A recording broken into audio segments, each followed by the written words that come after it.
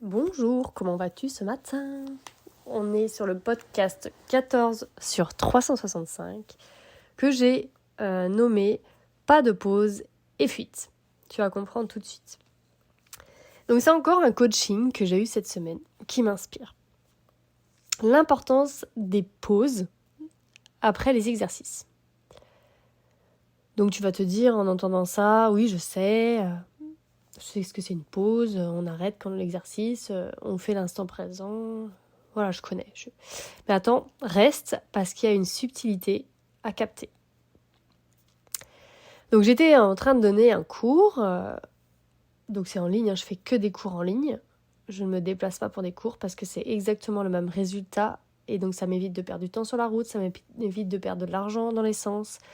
Ça évite, si c'est des gens qui se déplacent, qui perdent leur temps aussi. Donc, en ligne, je me connecte, la personne se connecte et hop, on le fait direct. Donc, je ne fais que des coachings en ligne. Et donc, on commence tranquillement. Et là, je me rends compte qu'il y a quelque chose qui ne va pas. Je me concentre alors, du coup, sur la propriétaire. Et là, je vois rien de spécial. Tout me paraît OK. Elle fait des pauses après les exos. Son timing est plutôt bon. Ce qui est assez rare en général, en plus, en tout cas dans le départ, quoi. Donc le timing n'est pas évident à développer, donc là c'est présent. Alors du coup, je décide de me focaliser sur le cheval. Et lui, voilà, il est vraiment à chercher les exercices, il bouge ses focus et tout. Donc rien de particulier non plus du premier abord. Tout paraît OK. Donc là, du coup, je demande à la propriétaire, je lui dis, bon, fais cet exercice-là et fais une grande pause, une vraie pause. Donc tu sais, celle où vraiment tu te poses pendant au moins 1 minute, tu fais plusieurs inspirations, expirations, tu es vraiment posé, tu diffuses l'IP éventuellement ou pas, hein. Mais bon, tu te relaxes vraiment profondément. Et c'est là que j'ai pu voir que son cheval ne se mettait pas en pause. Donc dans les petites pauses qui durent 5 secondes, ça se voyait pas trop. Donc même si j'avais déjà ressenti dès le début qu'il y a quelque chose qui allait pas, il y avait une partie, je pense, de mon cerveau qui avait vu et une partie qui n'avait pas vu. Voilà, c'était pas mis en conscience en tout cas, mais je sentais qu'il y avait quelque chose qui allait pas et qui était assez fort. Donc là, je lui demande, je lui dis, est-ce que tu peux refaire un exercice avec juste un début, une fin, propre, quoi. Donc sans milieu, hein, juste début, fin et avec une pause. Et là, juste 5 secondes. Et là, c'est confirmé. Son cheval ne fait pas de pause. Donc en fait, il avait fait aucune pause depuis le début. Il restait focus leader, focus curiosité, voilà. Pas sur le qui-vive dans le sens où, comme les chevaux qui sont hyper focus environnement, qui sont sur le qui-vive, mais avec une autre forme de qui-vive qui était sur, du coup, focus curiosité, leader, comme ça, tout le temps. Tu veux quoi, comme ça. Bon, alors je lui ai dit, dis donc, ton cheval, il doit fatiguer vite pendant les séances. Et elle me dit, ah ouais, oui, carrément, et tout. Puis je dis, bah ouais, tu m'étonnes, là, rien que 30 minutes, c'était 30 minutes les cours pour les étudiants qui sont en suivi. Les cours, c'est de 30 minutes. Je dis, rien que ça, c'est chaud et tout. Donc là, du coup, je lui dis, on va travailler le fait que ton cheval prenne ses pauses. Et là, ça a été dur pour lui. Là, on a commencé vraiment à travailler.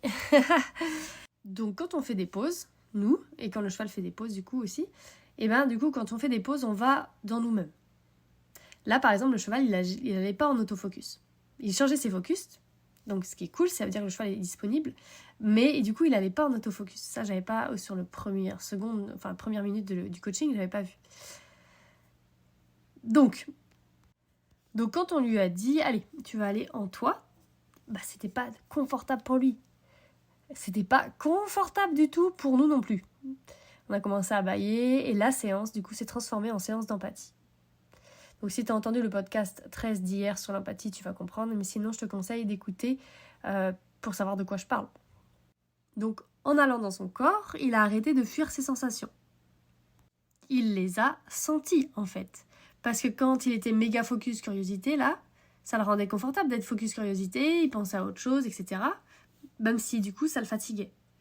Et en plus, quand on est méga comme ça, focus curiosité, il y a, le cheval est tout le temps dans la proposition, donc c'est fouillis, c'est pas propre le travail, du coup, c'est pas propre, il n'y a pas un début propre, une fin propre. Voilà, comment on peut faire dans ces conditions pour amener vraiment de la clarté en fait. Il était en mode non-stop. Donc quand on veut que le cheval cherche, c'est cool d'avoir un cheval qui cherche, mais quand on veut aussi qu'il se pose, c'est hyper important d'avoir un cheval qui se pose. C'est un équilibre en fait. Là, c'était déséquilibré. Donc autant pour lui que pour sa propriétaire, il était super important qu'on mette le doigt sur ce problème. Et donc t'imagines bien que pour toi, c'est la même chose. Avec toi-même, ça peut être pareil. Donc tu peux être même en ce moment même là en train de fuir des sensations corporelles dans ton corps car t'as peur ou que t'as pas envie d'aller voir et de les ressentir. Faire face en fait à tes sensations corporelles. Parce que tu vois, tu peux être... qu'est-ce qu'on peut faire pour éviter d'aller dans son corps? Bah justement à être sur son téléphone, à écouter des trucs, à prendre des trucs, faire plein de choses, tu vois. Comment savoir si on évite, si on fuit? Bah ça peut être justement, est-ce que t'as du mal à te poser? Est-ce que t'es toujours en train de faire mille et une choses? Est-ce que t'as l'impression de ne pas avoir du temps? Est-ce que c'est vraiment le cas ou est-ce que t'es en train de fuir quelque chose? Donc on parlera dans ce podcast, parce qu'il y a 365 épisodes, donc t'imagines bien qu'il y a plein de choses à raconter.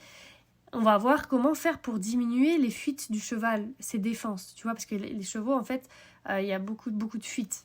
Mais à quoi bon, au final, qu'on parle de tout ça, si toi-même, là, déjà, t'es déjà en train de fuir un grand nombre d'événements de ta vie ou voilà, qui sont dans ton corps, qui ont été marqués dans ton corps, donc qui sont maintenant des sensations corporelles. Donc, si toi, tu passes ta vie à fuir, donc tu n'es pas du tout leader et que tu passes ta vie à fuir, et ben comment veux-tu ensuite aider ton cheval à ne pas fuir? C'est ça qui est en fait un peu compliqué avec le savoir-être, c'est qu'on veut aider le cheval sur des trucs, mais en fait, nous-mêmes, on n'est pas capable de le faire. Donc là, va voir dans ton corps, maintenant, fais l'instant présent, tu vas dans ton corps, tu scannes ton corps, tu regardes tu vois, tu scannes ta tête, ta gorge, ton corps, tes jambes, etc. Tu vois, tu vas dans ton corps et tu vois si ça réveille des émotions ou pas. Si ça réveille des sensations corporelles ou si ça réveille aussi des sensations plus des émotions déjà. Donc c'est dur, hein, ça peut faire pleurer, etc. Mais au moins tu fais face et tu ne fuis plus.